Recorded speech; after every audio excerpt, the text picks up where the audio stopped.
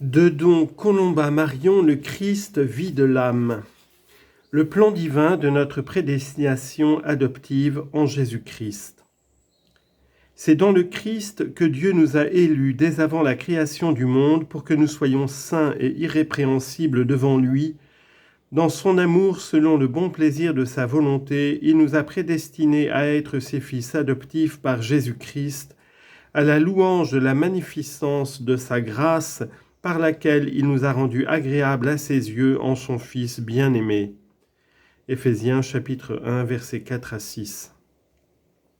C'est en ces termes que l'apôtre saint Paul, qui avait été ravi au IIIe siècle, au troisième ciel, et qui, entre tous, a été choisi par Dieu pour mettre en lumière, comme il le dit lui-même, l'économie du mystère caché en Dieu depuis les siècles, marque le plan divin sur nous. Nous voyons le grand apôtre travailler sans relâche à faire connaître ce plan éternel, établi par Dieu même pour réaliser la sainteté de nos âmes.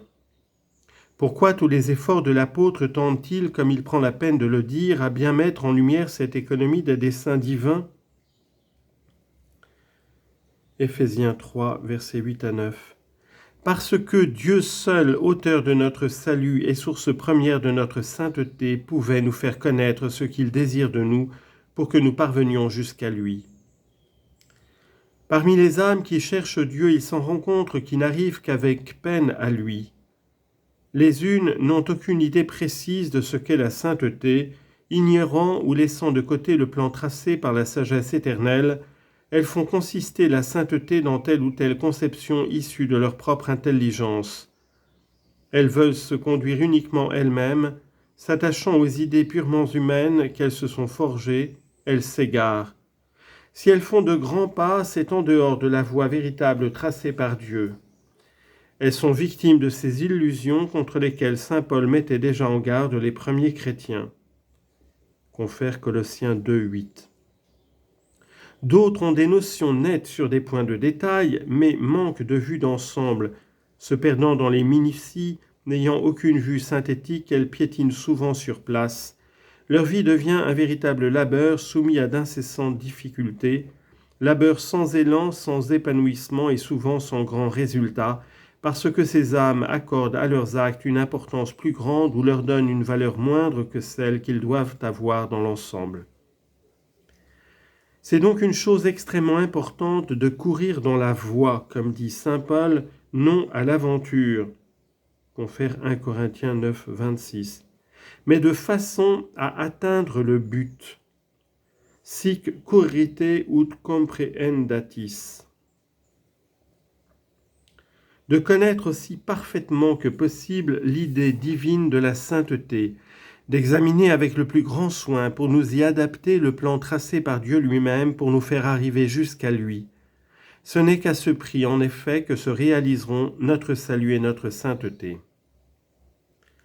En une matière aussi grave, en une question aussi vitale, nous devons regarder et peser les choses comme Dieu les regarde et les pèse. Dieu juge toutes choses dans la lumière et son jugement est la norme dernière de toute vérité. Il ne faut pas juger des choses selon notre goût, dit saint François de Sales, mais selon celui de Dieu, c'est le grand mot. Si nous sommes saints suivant notre volonté, nous ne le serons jamais bien. Il faut que nous soyons selon la volonté de Dieu. La sagesse divine est infiniment au-dessus de la sagesse humaine. La pensée de Dieu contient des fécondités que ne possède aucune pensée créée. C'est pourquoi le plan établi par Dieu est d'une telle sagesse qu'il ne peut manquer son but pour cause d'insuffisance intrinsèque, mais seulement par notre faute. Si nous laissons à l'idée divine tout pouvoir d'opérer en nous, si nous nous y adaptons avec amour et fidélité, elle devient extrêmement féconde et peut nous conduire à la plus sublime sainteté. Contemplons donc à la lumière de la révélation le plan de Dieu sur nous. Cette contemplation sera pour nos âmes une source de lumière, de force et de joie. Je vais d'abord vous donner une idée tout à fait générale du plan divin. Nous en reprendrons ensuite l'exposé en détail suivant les paroles de saint Paul citées au commencement de cet entretien. La raison humaine peut démontrer qu'il existe un être suprême, cause première de toute créature, providence du monde, rémunérateur souverain, fin dernière de toutes choses. De cette connaissance rationnelle et des relations qu'elle nous manifeste entre les créatures et Dieu découlent pour nous certains devoirs envers Dieu et envers notre prochain, devoirs dont l'ensemble fonde ce qu'on appelle la loi naturelle et dont l'observation constitue la religion naturelle. Mais notre raison, si puissante qu'elle soit, n'a rien pu découvrir avec certitude de la vie intime de l'être suprême. La vie divine lui apparaît infiniment distante dans une solitude impénétrable. Lucem inhabitat inaccessibilem, 1 Timothée 6, 16, lui qui demeure dans une lumière inaccessible. La révélation est venue nous inondant de sa lumière. Elle nous enseigne qu'il y a en Dieu une ineffable paternité. Dieu est Père, c'est le dogme fondamental que tous les autres présupposent, dogme magnifique qui laisse la raison confondue, mais ravit la foi et transporte les âmes saintes. Dieu est Père. Éternellement, bien avant que la lumière créée se levât sur le monde, Dieu engendre un Fils auquel il communique sa nature, ses perfections, sa béatitude, sa vie. Car engendrer, c'est communiquer. C'est communiquer l'être et la vie. Filius meus estu ego hodie genuite. Psaume 2, verset 7. Tu es mon fils, aujourd'hui je t'ai engendré. Ex utero ante luciferum genuite. Psaume 109, 3. Du sein, dès l'aurore, je t'ai engendré. La vie est donc en Dieu, vie communiquée par le Père et reçue par le Fils. Ce Fils, en tout semblable au Père, est unique. Unigenitus Dei Filius. Il est le Fils unique engendré de Dieu. Lui qui demeure dans le sein du Père. Jean 1, 18. Il est unique parce qu'il a, avec le Père, une même et indivisible nature divine, et tous deux, bien qu'étant distincts l'un de l'autre à cause de leur propriété personnelle d'être Père et d'être Fils, sont unis d'une étreinte d'amour puissante et substantielle d'où procède cette troisième personne que la Révélation appelle d'un nom mystérieux, l'Esprit Saint. On lit en note, il faudrait dire plus strictement qu'il est avec le Père et l'Esprit Saint une même nature divine. Nos lèvres de créatures balbutient quand il s'agit de tels mystères. Fin de note. Tel est pour autant que la foi peut le connaître, le secret de la vie intime de Dieu, la plénitude et la fécondité de cette vie sont la source de la félicité incommensurable que possède l'ineffable société des trois personnes divines. Et voici que Dieu, non pour ajouter à sa plénitude, mais pour enrichir par elle d'autres êtres, va étendre, pour ainsi parler, sa paternité. Cette vie divine si transcendante que Dieu seul a le droit de vivre, cette vie éternelle communiquée par le Père au Fils unique et par eux à leur commun esprit, Dieu décrète d'appeler les créatures à la partager. Par un transport d'amour qui a sa source dans la plénitude de l'être et du bien qu'est Dieu, cette vie va déborder du sein de la divinité pour atteindre et béatifier en les élevant au-dessus de leur nature des êtres tirés du néant. À ces pures créatures, Dieu donnera la qualité et fera entendre le doux nom d'enfant. Par nature, Dieu n'a qu'un seul Fils. Par amour, il en aura une multitude innombrable.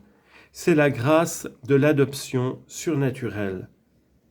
Réalisée en Adam dès l'aube de la création, puis traversée par le péché du chef du genre humain qui entraîne toute sa race en sa disgrâce, ce décret d'amour sera restauré par une invention merveilleuse de justice et de miséricorde, de sagesse et de bonté.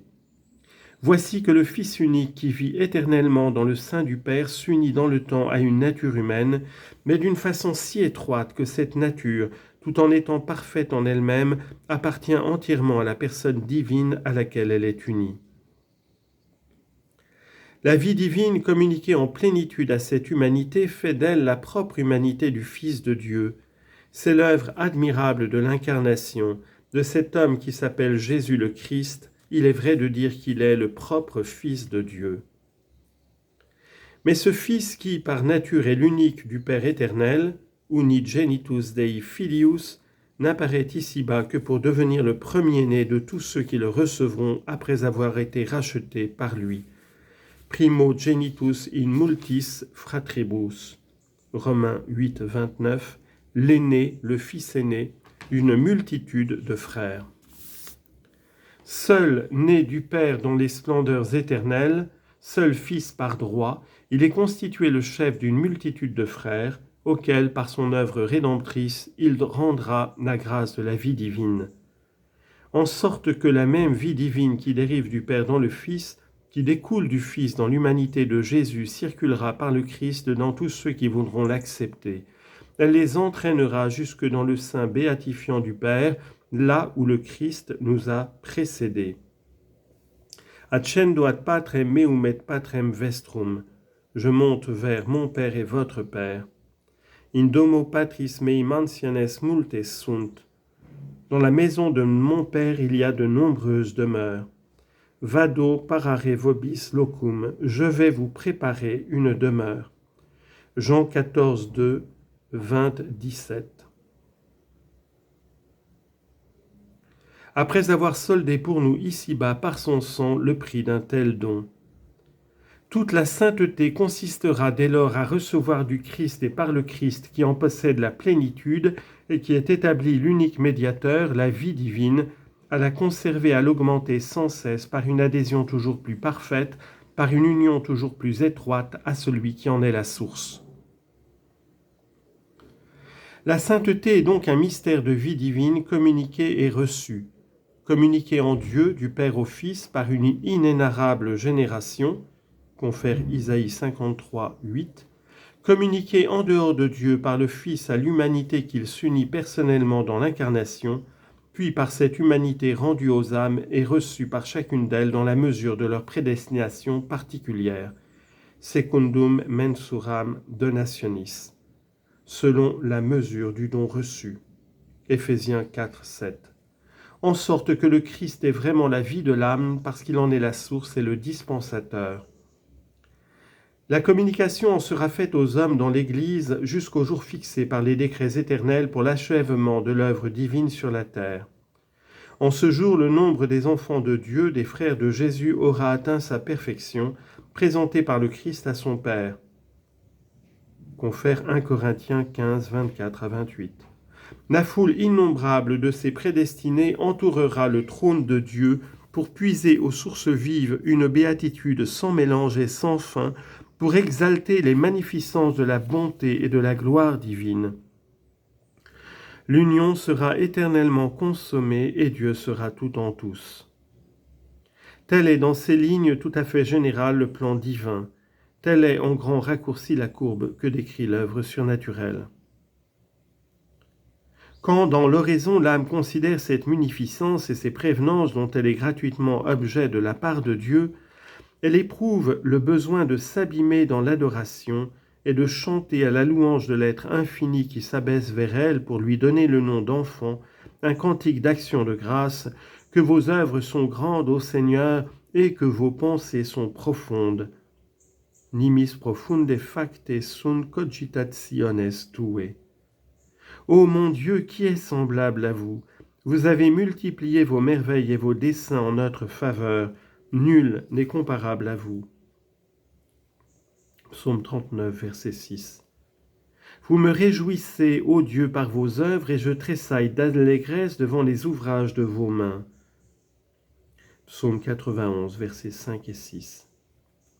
C'est pourquoi je vous chanterai tant que je vivrai, je vous célébrerai tant que j'aurai un souffle de vie. Psaume 103, verset 32. Que ma bouche soit pleine de louanges, afin que j'exalte votre gloire. Repleatur os meum laude ut cantem gloriam tuam. Psaume 70, verset 8.